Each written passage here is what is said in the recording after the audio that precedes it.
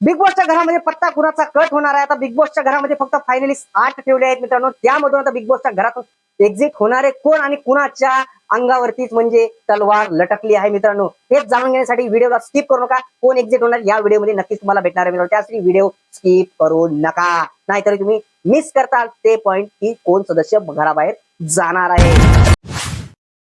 चला आपण मुद्द्याकडे वळूया.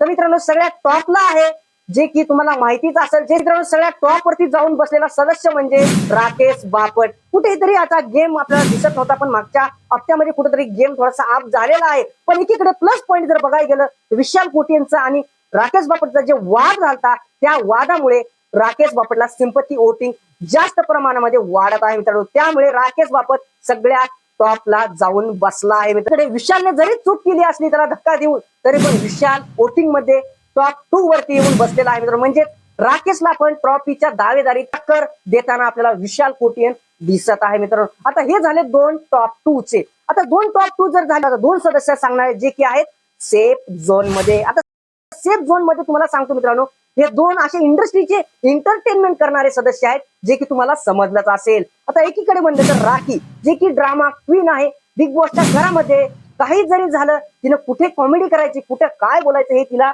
समजत नसलं तरी ती एंटरटेनमेंट सगळ्यांनाच करत असते मित्रांनो. यामुळे पण ही पण या रेसमध्ये सेफ झोनच्या रेसमध्ये कायम ठरली आहे मित्रांनो. सागर दादा आपण कॉमेडी करतो, सगळ्यांचं एंटरटेनमेंट करतो आणि स्टार्स मध्ये आपला जीव टाकून देतो मित्रांनो. यामुळे हप्त्यामध्ये त्यांचा गेम अप झालेला आहे. हे पण वोटिंग मध्ये सेफ झोन मध्ये म्हणजे सुरक्षित ठरले आहेत मित्रांनो. हे 2 कॉम्पिडियन झाले. आता म्हणत असताल मग राहिले कोण? अनुश्री आणि रेवा. आता रेवा तर नुकतीच बिग बॉसच्या घरामध्ये कॅप्टन झालेली आहे मित्रांनो. कॅप्टन जरी झाली तरी ती नॉमिनेट आहे मित्रांनो. आता वोटिंगचं जर तुम्ही बघायला गेलं, अनुश्री आणि रेवा हे 2 डेंजर झोन मध्ये आहेत. आता डेंजर झोन मध्ये जरी असले तर यावेळेस भाऊच्या धक्क्यावरती 2 सदस्य बिग बॉसच्या घरातून 100% जाणार आहे मित्रांनो.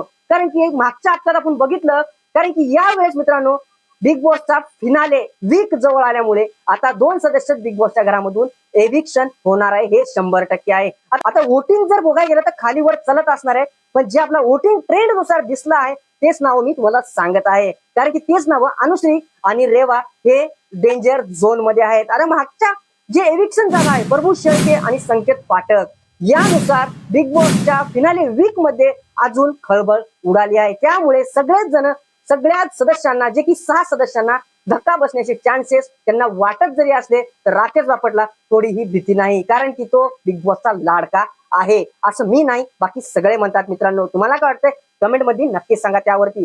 पण मित्रांनो आता शेवटचं नाव सांगतोय तुम्हाला.